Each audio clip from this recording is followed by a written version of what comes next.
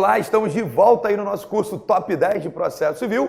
Nesse bloco, nós vamos estudar, solta na tela, Latino, os institutos fundamentais do direito processual civil. Vamos estudar aí os institutos fundamentais do direito processual civil. O que nós vamos estudar nesse bloco? Solta na tela aí, Latino. Vamos estudar o processo, vamos estudar também a ação e nós vamos estudar a jurisdição. Ficou legal aí na tela, Latino? Processo, ação e jurisdição, beleza? São os institutos fundamentais do processo civil. Lembrando que eu disponibilizei em PDF aí um material completíssimo, tá bom?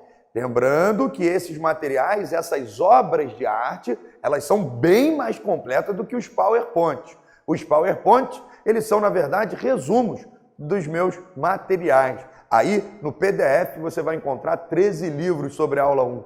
Vamos estudar primeiro o instituto, o processo. Vamos começar aí pelo processo. O processo é um mecanismo de exercício do poder democrático estatal e é através dele que são construídos os atos jurisdicionais.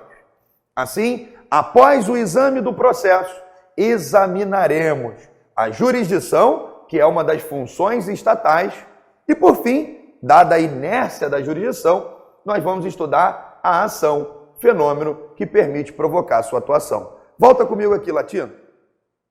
O processo é um mecanismo, é um instrumento pelo qual se exerce o direito de ação. E por que deve ser exercido esse direito de ação? O artigo 2º do CPC, ele trata do princípio da inércia. O judiciário, diferente da esfera administrativa, ele só atua, em regra, por provocação.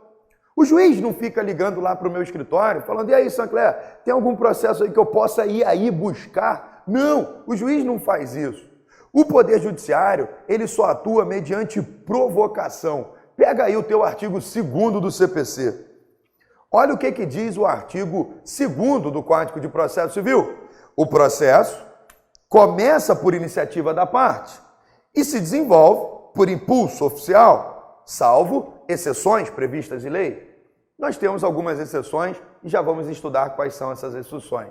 Restauração de autos, herança jacente, o caso da declaração do ausente, são exceções ao artigo 2º, tá bom? Nós já vamos falar sobre elas. Fiquem bem tranquilos aí.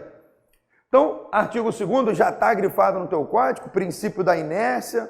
A inércia também é uma das características da jurisdição, a inércia, a substitutividade, a natureza declaratória, também são características aí da jurisdição, beleza? Então, através do processo, se exerce o direito de ação, eu tenho que exercer o direito de ação, ou seja, eu tenho que provocar o Poder Judiciário, porque esse judiciário, a regra é que ele não atua de ofício, como no direito administrativo. Se você for receber uma multa de trânsito, por exemplo, é de ofício. Ninguém fica ligando lá pro Detran, aqui no Rio de Janeiro é o Detran.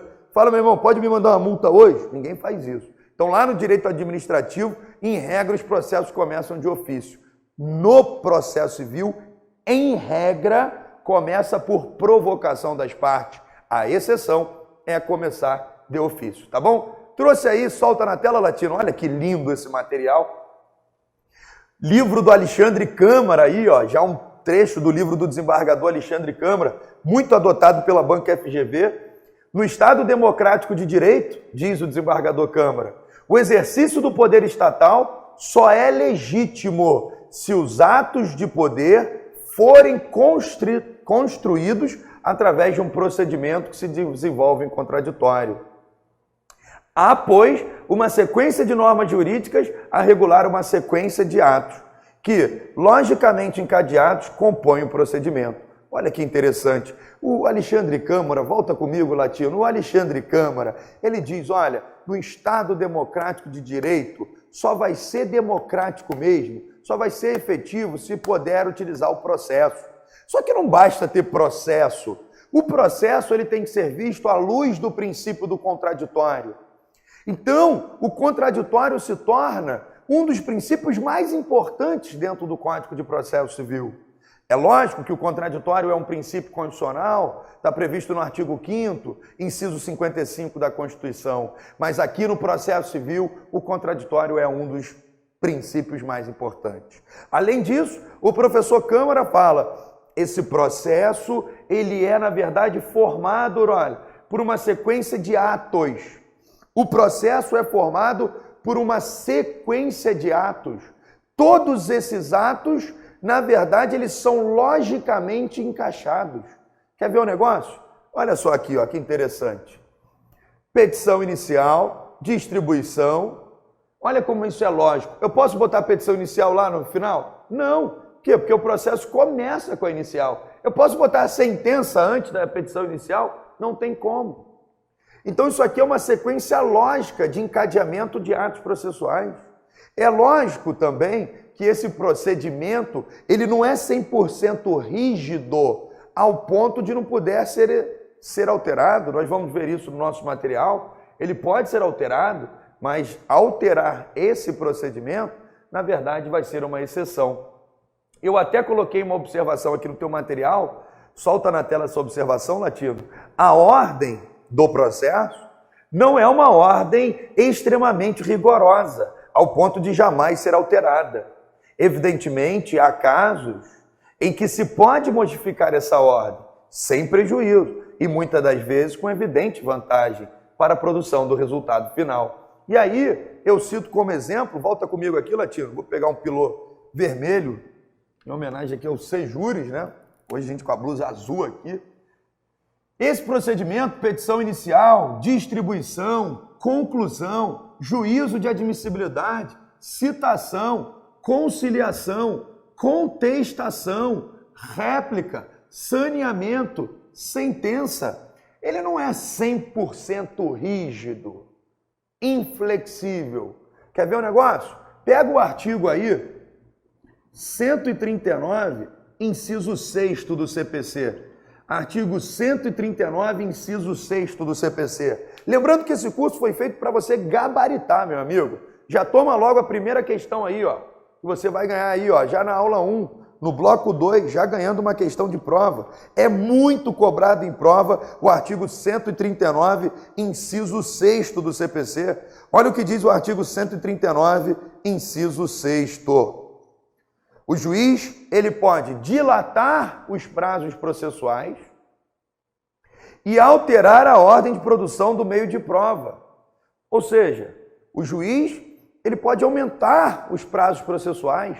Por exemplo, aqui, ó, na contestação, o prazo da contestação, 15 dias. Mas o juiz pode aumentar esse prazo aqui?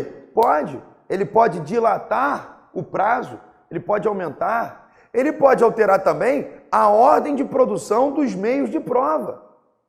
Por exemplo, aqui na fase de saneamento, agora no novo CPC nós temos que ter uma decisão de saneamento, está no artigo 357, inciso 1º do CPC, chama-se decisão de saneamento, é uma fase que é antes da sentença, que pode gerar, por exemplo, uma audiência de instrução e julgamento.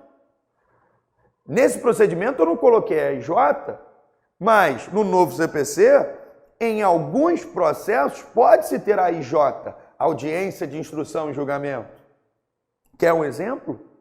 Pedir o depoimento de uma testemunha, pedir uma prova pericial, pedir o depoimento da outra parte, aí o juiz, antes da sentença ali, vai marcar uma IJ. O artigo 357, inciso 1º do CPC, diz que o juiz deve dar uma decisão de saneamento. Professor, o que é uma decisão de saneamento? É quando o juiz decide os pedidos que estão pendentes no processo. Tudo que está pendente no processo, gratuidade, inversão do ônus da prova, o que pediu no processo, perícia, prova testemunhal, naquela fase, na fase de saneamento do processo, é que o juiz vai decidir. E se naquela fase ele quiser alterar um pouco a ordem de produção do meio de prova, olha, me traz a perícia que eu vou verificar se eu vou ou não escutar as testemunhas. Me traz a perícia que eu vou verificar se eu vou precisar escutar as testemunhas. Ou ao contrário, que é muito comum na prática, deixa eu ouvir primeiro as testemunhas, tendo dúvida eu peço a prova pericial. Então o artigo 139, Ele diz que o juiz pode dilatar os prazos desse procedimento. Ele pode alterar a ordem de produção dos meios de prova. Não é um procedimento 100% rígido, inflexível. Ao revés, ele é um procedimento flexível, de modo que possa assegurar às partes realmente a efetividade, a eficiência do processo judicial, tá bom? Você que grifou o artigo 139 aí do CPC, não deixa de grifar o artigo 222, parágrafo 1º. Artigo 222, parágrafo 1º do CPC, que presta atenção, o juiz, ele pode dilatar os prazos, ou seja, ele pode aumentar os prazos, mas é proibido ao juiz diminuir os prazos peremptórios. Prazos peremptórios são os prazos das partes. O juiz, ele pode aumentar o prazo da contestação, mas ele não pode diminuir. Há pouco tempo atrás tivemos um concurso que cobrou isso, que o juiz, ele diminuiu todos os prazos da contestação no cartório dele. Não pode.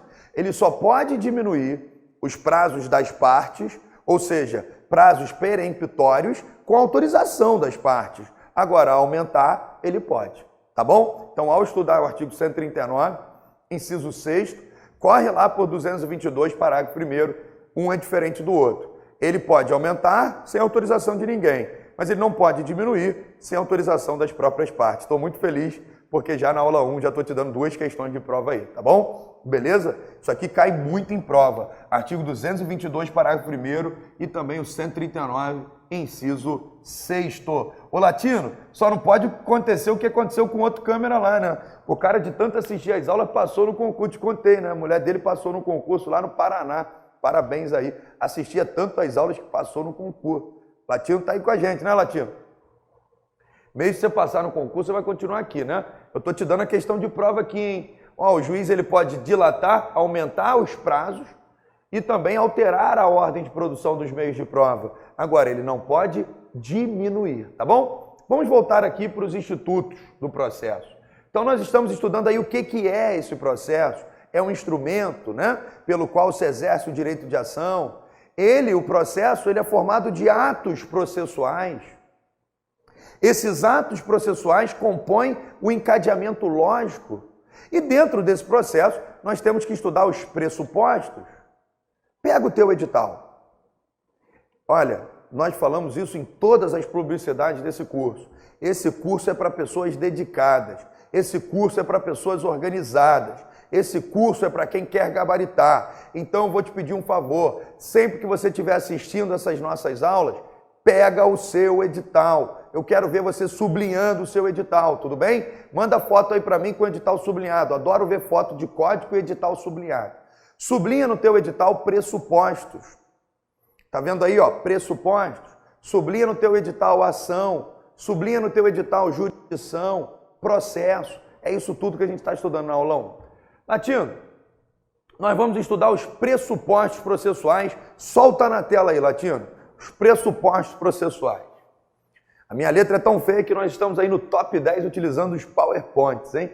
Olha, nós vamos estudar os pressupostos de existência. E vamos estudar também os pressupostos de validade, tá bom? São 2 pressupostos aí. Volta comigo aqui, Latino, e esse estúdio aqui, top de linha, ó. Vou fechar agora a televisão rapidinho e vou mostrar para vocês os pressupostos que nós vamos estudar, tá? Eu vou para cá, os pressupostos que nós vamos estudar aí. Então, nós vamos estudar, tá no teu edital, seja edital da OAB. Inclusive, na OAB foi uma conquista, né? Porque a OAB nunca teve edital, poxa. Agora que a OAB tem edital, tem que ler.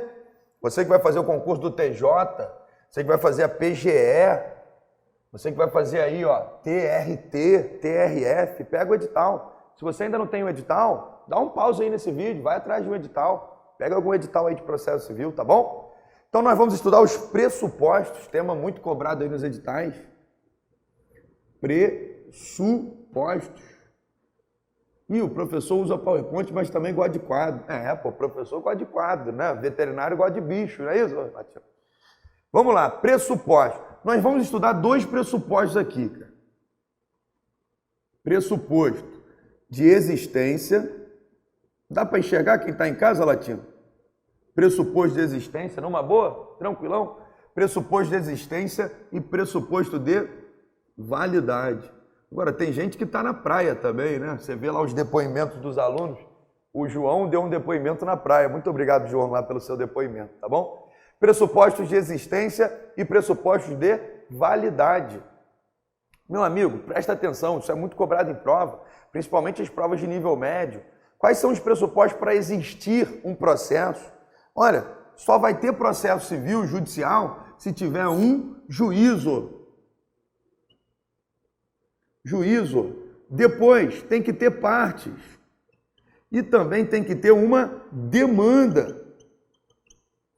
Então, para ter processo existente, tem que ter demanda, tem que ter partes e tem que ter um juízo. Não necessariamente precisa ter autor e réu. Tem processo que tem só autor, pedido de autofalência, ações meramente declaratórias, dependendo das ações. Mas tem que ter parte, tem que ter um juízo. Por que o processo administrativo não é judicial? Porque lá não tem juízo, lá tem autoridade competente. Então, pressuposto de existência tem que acertar, tem que gabaritar. São 3, juízos, partes e demanda. Juízos, partes e demanda. Agora, pressuposto de validade eu tenho vários. Por exemplo, a citação é um pressuposto de validade, a competência é um pressuposto de validade. Vamos separar 3 aqui. Nós temos vários e ao longo dessas aulas aqui nós vamos falando aí dos pressupostos de validade, tá bom? Eu vou separar aqui os 3 principais. Primeiro, o juízo, ele tem que ser um juízo o quê? Competente. Então aqui, ó, pressuposto de validade. Competência. Competência. A competência é um pressuposto de validade. Quer ver outro pressuposto aí de validade do processo? A capacidade das partes. A capacidade das partes. Capacidade das partes. Capacidade das partes é pressuposto de validade. E essa demanda, ela tem que ser regular. Demanda regular. Formal. Podemos escrever aqui a palavra regular. Tem que ser uma demanda regular. Como não está no PowerPoint, vou traduzir para você. Pressuposto de existência, pressuposto de validade. Quais são os pressupostos de existência? Juízo, partes e demanda. Quais são os pressupostos de validade? São vários, mas o professor destaca aqui 3. Competência, o juízo tem que ser competente, as partes têm que ser devidamente capazes e a demanda tem que ser regular. Nós vamos estudar na aula 1 o que precisa para essa demanda ser regular. Então o juiz tem que ter competência. Em regra, essa competência está estabelecida na Constituição Federal, mas também no Código de Processo Civil. A competência nós vamos dividir ela no CPC em 2. Tá pegando aqui, Latino? Absoluta, conversa comigo aí, Latino. E relativa. Relativa. Eu tenho a competência absoluta e relativa. Tá tudo certo, Latino? Tá tudo bem, né? Competência absoluta e relativa. A absoluta não é a matéria agora da aula 1, mas só para você já ir adiantando, são 3. São 3 aqui, ó. Pega no cantinho, Latino. Matéria, pessoa e função. Matéria, pessoa e função. Já relativo, ó, vou botar aqui para ficar melhor. Valor é a regra, tá? E território. Na aula de competência nós vamos estudar exceções. Território. Então a competência relativa, eu tenho valor e eu tenho território. Competência relativa, valor e território. É a regra, é a regra. Na aula de competência a gente estuda as exceções. Competência absoluta eu tenho matéria, pessoa e função, beleza? Competência absoluta eu vou ter matéria, pessoa e função. Na relativa eu vou ter valor e território, tá bom? Então, a competência é um requisito de validade. Agora, a capacidade. A capacidade, eu tenho 3 espécies de capacidade. Deixa eu apagar essa parte aqui. Eu tenho 3 tipos de capacidade, vocês vão ver aí. Ó. Tenho 3 tipos de capacidade. Eu tenho aqui, ó, capacidade. Capacidade. Eu tenho, ó, presta bem atenção. Ó, capacidade de ser parte. Eu tenho a capacidade de ser parte. Tem também a capacidade de estar em juízo. Capacidade de estar em juízo. E, por fim, a capacidade postulatória. Capacidade postulatória. Você que não está conseguindo ler, o meu irmão mais novo é médico, então de vez em quando eu dou uma homenageada nele, né, ô Latino? Pego a letra dele. Capacidade postulatória, capacidade aí de estar em juízo e capacidade de ser parte. Capacidade de ser parte, até o nascituro tem. Uma criança de 1 ano de idade pode ser autora num processo? Pode, só que ela vai ter que estar representada. Por quê? O artigo 71 do Código de Processo Civil diz, olha, os absolutamente, na verdade ele não diz assim, é mais uma tradução, né? Os incapazes, diz o artigo 71, é mais uma interpretação. Os incapazes serão representados ou assistidos. Quem vai ser representado? O absolutamente incapaz. Quem vai ser assistido? O relativamente incapaz. Mas uma criança de 2 anos de idade pode ser autora de uma ação? Pode, desde que esteja representada. Mas pode, tem capacidade de ser parte, uma criança de 2 anos. Agora, capacidade de estar em juízo. Aqui, artigo 70 do Código. Aqui, artigo 71 do Código. E aqui, 133 da Constituição, tá bom? Capacidade para estar em juízo é aquele que está em pleno exercício, em pleno gozo dos seus direitos, normalmente após os 18 anos de idade. Capacidade para estar em juízo é parte e é o seu próprio representante. Agora, em alguns casos, ele não vai precisar de advogado. Em outros, capacidade postulatória, ele vai precisar de quem? Do advogado. Do advogado. Porque a capacidade postulatória, ela é do advogado. Está lá na Constituição Federal, artigo 133. O advogado é indispensável à administração da justiça. Mas temos a Lei 8.906 de 94, o Estatuto da OAB 8.906 de 94. Então é o advogado que tem a capacidade postulatória. É lógico que tem exceções e eu não gosto muito das exceções, né? Tem algumas exceções que não precisa de advogado. Para mim, tudo precisa de advogado. Eu acho que até o Latino, para gravar essas aulas, ele tinha que estar assistido por advogado. Então, tudo precisa de advogado. Mas nós temos 5 exceções. 5 exceções à capacidade postulatória, tá bom? Lembrando que a capacidade é um pressuposto de validade. Porque o de existência são as partes. Agora, as partes têm que ser partes capazes, tá bom? Beleza? Tranquilo? E a capacidade postulatória, ela sofre exceções. Primeira exceção, habeas corpus. Primeira exceção, habeas corpus. Segunda exceção, justiça do trabalho. O jus postulante do reclamante. Segunda exceção, justiça do trabalho. Terceira exceção, processos administrativos. Terceira exceção, os processos administrativos.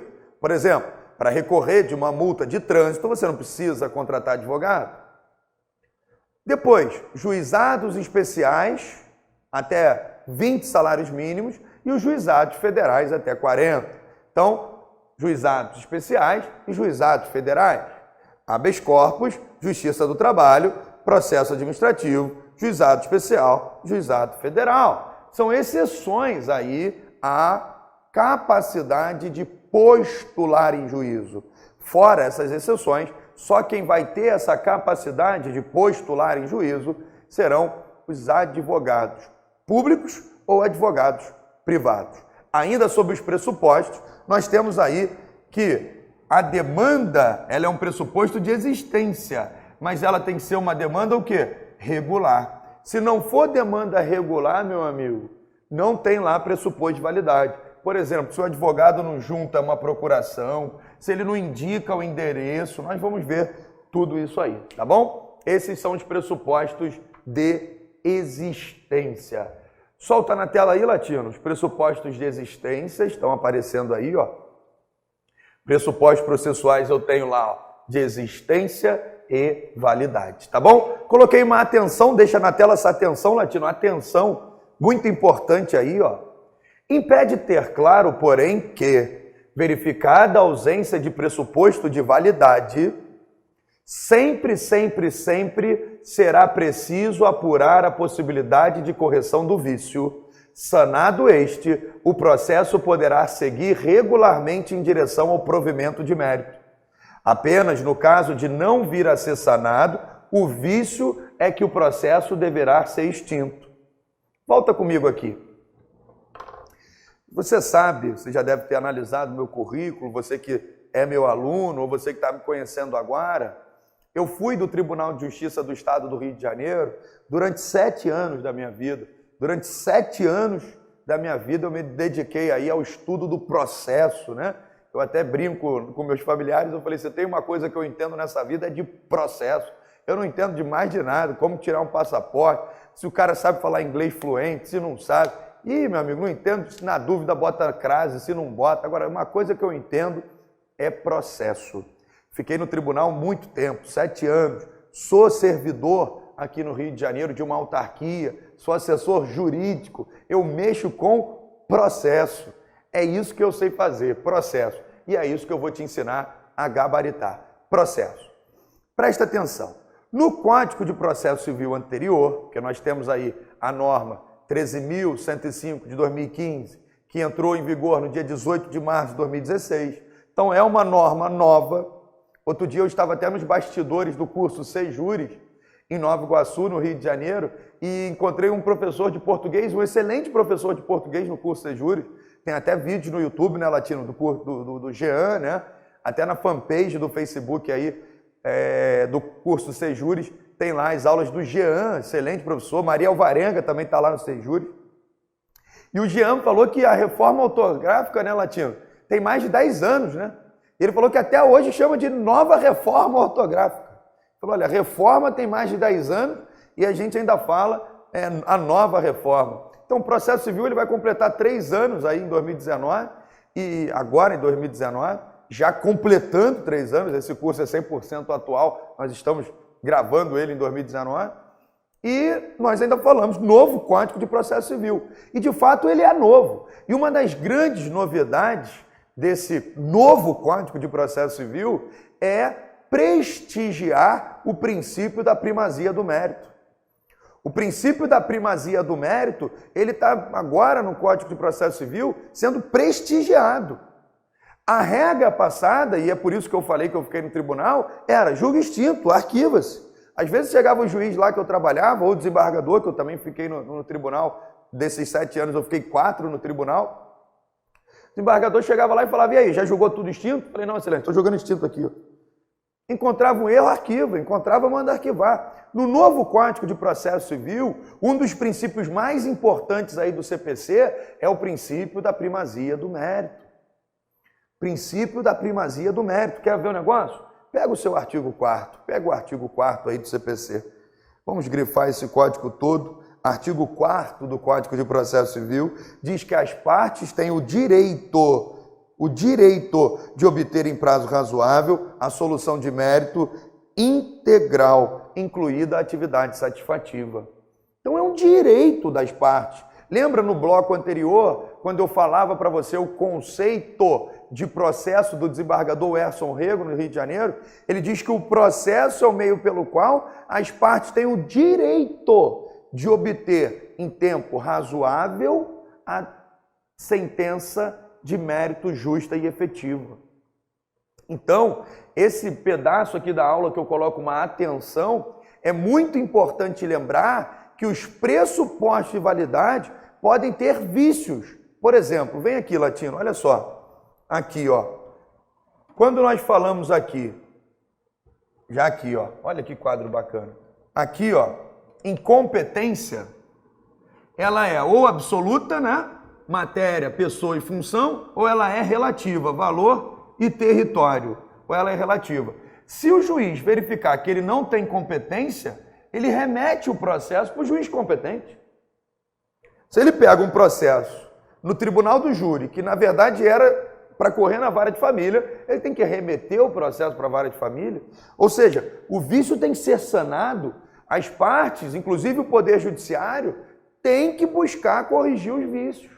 Então, solta na tela mais uma vez aí, Latino, o slide, né? Deixa essa atenção aí registrada na sua memória, porque sempre será preciso apurar a possibilidade de correção do vício. Beleza? Tranquilo? Deixa na tela aí, Latino.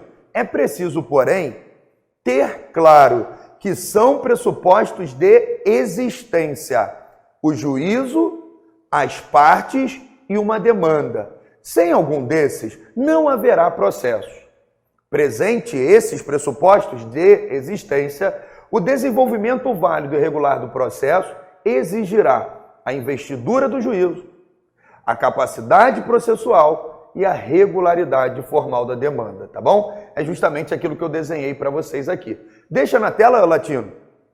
E aqui nós temos, nesse momento, um trecho do livro do professor Alexandre Câmara, e o professor Câmara diz: para que exista processo jurisdicional, é preciso que ele se instaure perante um órgão jurisdicional do Estado. Ou seja, é o primeiro pressuposto de existência, o juízo.